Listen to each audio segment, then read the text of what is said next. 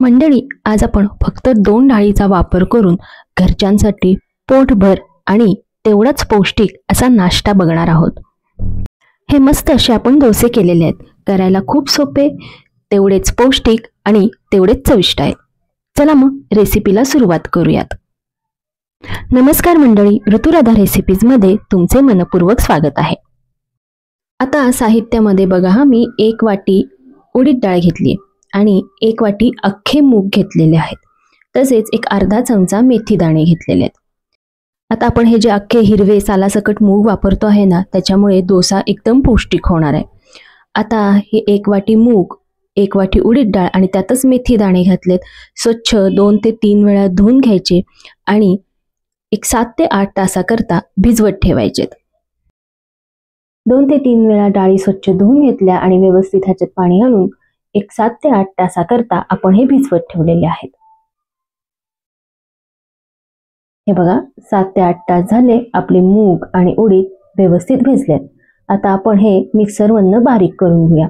प्रथम मी मूग डाळ बारीक करून घेतली आणि त्याच्यानंतर उडीद डाळ आणि मेथी दाणे जे भिजवलेत ते बारीक करून घेतलेले आहेत.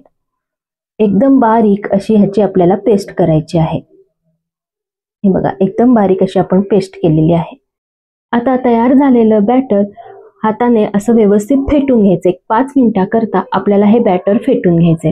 ह्याच्यामुळं पीठ छान हलकं होतं आणि छान आंबून येतं. मी सकाळी डाळी भिजवत ठेवल्या होत्या. रात्री मिक्सरमधनं काढून रात्रभर हे पीठ मी आता आंबवत ठेवले. बघा, दुसऱ्या दिवशी सकाळी हे पीठ व्यवस्थित आंबून आलेलं आहे. छान ते फुगून वरती आलेलं आहे आणि तुम्ही बघू शकता हे छान आंबलेलं पण आहे आणि तेवढंच हलकंही झालेलं आहे. आता यामध्ये चवीनुसार मीठ घालायचे आणि गरजेनुसार थोडं आपण पाणी पण घालूया आणि मिश्रण व्यवस्थित मिक्स करून घेऊयात. आणि एक 5 मिनिटाकरता असंच हे मिश्रण बाजूला ठेवूयात. तोपर्यंत आपण चटणी करून घेऊयात. अगदी सोपी चटणी आहे. ओलं खोबरं, भाजलेले शेंगदाणे, फुटाणा डाळ किंवा पंढरपुरी डाळ, थोडंसं आलं, मिरची आणि कोथिंबीर ही मिक्सरमधनं एकदम बारीक करून घेतली. फोडणीसाठी तेल गरम केलं, त्यात मोहरी घातली. मोहरी तडतडल्यावर कढीपत्ता, लाल सुकी मिरची, हिंग आणि किंचित हळद घातलेली आहे.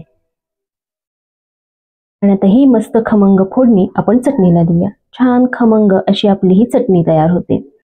आता हे मिश्रण व्यवस्थित मिक्स करून घेऊया. मग आपली चटणी तयार झाली. आता आपण डोसा करायला घेऊ. तवा गरम केलाय, त्याच्यावर मी थोडंसं तेल पसरवलं आहे आणि मग डोस्याचं बॅटर घातलं. गोलाकार आकार देत आपण डोस्याचा आकार ह्याला द्यायचा आहे.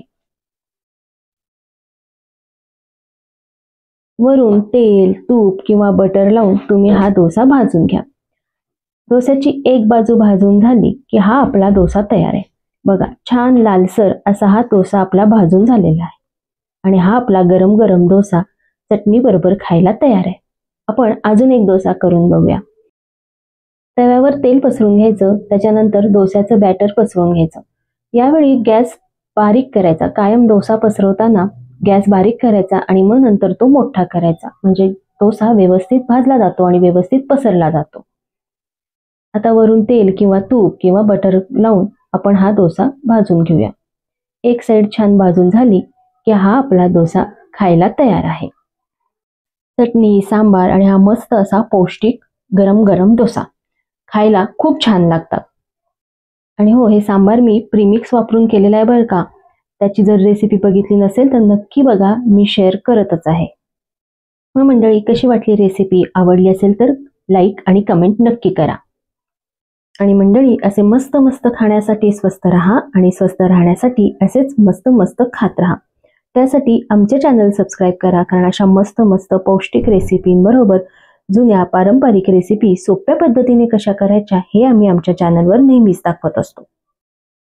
ही रेसिपी आपल्या मित्रमैत्रिणींबरोबर, नातेवाईकांबरोबर जास्तीत जास्त शेअर करा. बेल आयकॉनचे बटन प्रेस करून ऑल नोटिफिकेशनवर क्लिक करायला विसरू नका, म्हणजे अशा नवीन नवीन रेसिपीच्या अपडेट्स तुम्हाला येत राहतील. आणि ही रेसिपी शेवटपर्यंत बघितल्याबद्दल धन्यवाद.